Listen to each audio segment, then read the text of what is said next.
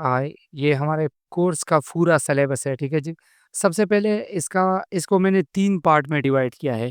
Part 1 में मैं आप लोगों को समझाऊँगा कि एसी और डीसी क्या होते हैं, वो ऑलरेडी आप लोगों को मैंने पहले क्लास में बताया। दूसरे क्लास में मैं आपको ये बताने वाला हूँ कि एक जो है ना कैपेसिटर क्या होता है, ये मैंने आपको पूरा डिटेल दिया कल के क्लास में इसका, ठीक है जी। नेक्स्ट क्लास होगा, ठीक है जी, कि रेज़िस्टर क्या होता है, किस तरीके से काम करता है। उसके बाद क्लास होगा कॉइल क्या होता है, किस तरीके से काम करता है। डायोड क्या होता है, किस तरीके से काम करता है। ट्रांजिस्टर क्या होता है, किस तरीके से काम करता है। मॉसफेट क्या होता है, कैसे काम करता है। थर्मिस्टर क्या होता है, एलडीओज़ क्या होता है, ठीक है जी। और उसके साथ-साथ आईसी की जो है ना आईसी की जो पिन काउंटिंग होती है वो किस तरीके से की जाती है। यानी अगर बॉल काउंटिंग हो या पिन काउंटिंग हो, आईसी की काउंटिंग किस तरीके से होती है। ये सारा कुछ हमारा आता है बेसिक इलेक्ट्रॉनिक में और ये इसको हम कहते हैं पार्ट 1। पार्ट 2 में आपको समझाया जाएगा डिजिटल इलेक्ट्रॉनिक। डिजिटल इलेक्ट्रॉनिक में आपको समझाया जाएगा कि व्हाट इज़ ऑसिलेटर, ऑसिलेटर क्या है, कितने किस्म का होता है, काम क्या करता है और इसकी टेस्टिंग कैसे होती है। उसके बाद हम बात करेंगे प्रोटोकॉल के, कि प्रोटोकॉल क्या होता है, इसका वर्क क्या होता है और इसमें हम किस तरीके से काम कर सकते हैं। जैसे कि I2C प्रोटोकॉल हो गया, एसपीआई प्रोटोकॉल हो गया, मीपी प्रोटोकॉल हो गया, एसपीएमआई प्रोटोकॉल हो गया। ये सारे प्रोटोकॉल के बारे में वगैरह-वगैरह बहुत सारे और भी प्रोटोकॉल हैं, हम इन सारे प्रोटोकॉल पर बात करेंगे।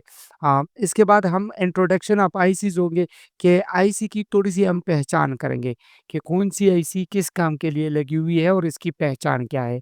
नेक्स्ट मल्टीमीटर को किस तरीके से यूज़ किया जाता है, प्रोफेशनली मल्टीमीटर को हम कैसे यूज़ कर सकते हैं, अगर किसी लाइन को ट्रेस करना होगा तो हम वो कैसे करेंगे।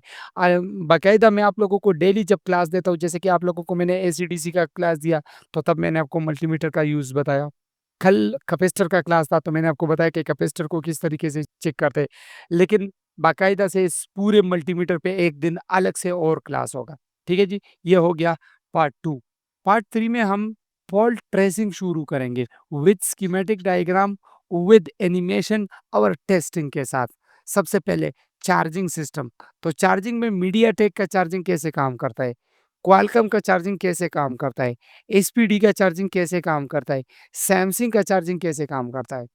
यानी मैं अगर आप लोगों को सिखाऊँगा ना, तो मैं आप लोगों को एक मोबाइल पर नहीं सिखाऊँगा कि मिसाल के तौर पे इन्फिनिक्स का मोबाइल है हॉट 9 प्ले, तो हॉट 9 प्ले में चार्जिंग कैसे काम करता है।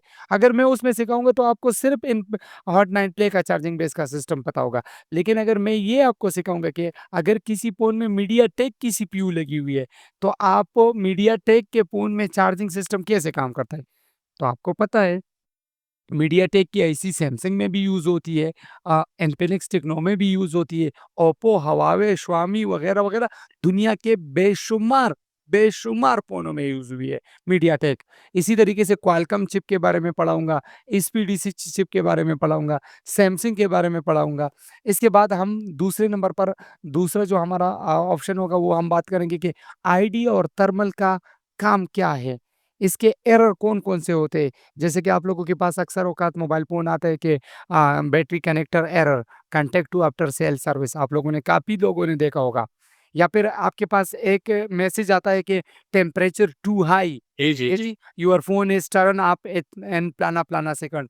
या फिर आप चार्जर लगाते हो तो आपको कहते हैं टेम्परेचर टू हाई या टेम्परेचर टू लो। ये प्रॉब्लम कहाँ से आते हैं, क्यों आते हैं, इसको कैसे सॉल्व करेंगे, ये आपको समझाऊँगा।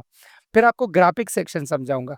दुनिया का कोई भी फ़ोन हो, हमें किसी फ़ोन की कंपनी से गरज नहीं है। हम इसमें ये देखेंगे कि इस फ़ोन में एलसीडी लगी हुई है या एलईडी। आपको पता है 2 ही तरीके का स्क्रीन होता है ना, एक एलसीडी होती है, एक एलईडी होती है। तो मैं आपको ये समझाऊँगा कि अगर किसी फ़ोन में एलसीडी लगी हुई है तो इसका ग्राफिक कैसे काम करता है और इसमें कौन-कौन से फ़ॉल्ट आते हैं और कौन-सा फ़ॉल्ट किस लाइन से आता है। एलईडी में कौन-कौन से फ़ॉल्ट होते हैं, कौन-सा फ़ॉल्ट किस जगह से आता है। फिर आपको लाइट सेक्शन समझाऊँगा।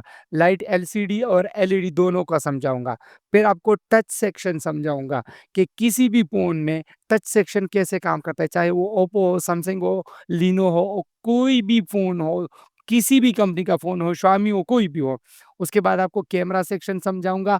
कैमरा सेक्शन ऑल मोबाइल का, 1 कैमरा हो, 2 कैमरा हो, 3 हो, 10 हो, 20 हो, जितने भी कैमरे हो, कैमरा कैसे काम करता है और कहाँ से फ़ॉल्ट आता है।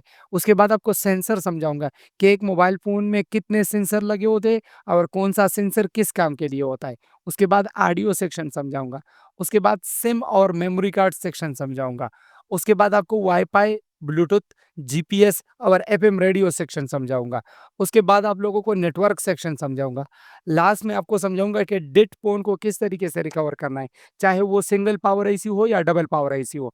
और उसके बाद आई चार्जर से रीडिंग के मदद से हम फ़ोल्ट को कैसे ट्रेस करेंगे कि चार्जर से फ़ोन इतना एम्पेयर ले रहा है तो यहाँ से फ़ॉल्ट हो सकता है।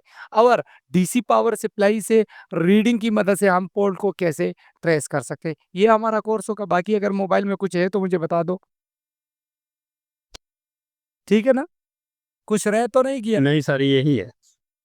ओके, जी ठीक है। चल नहीं रहा सर। नहीं है सर। तो सारे दोस्त थैंक यू जी सर।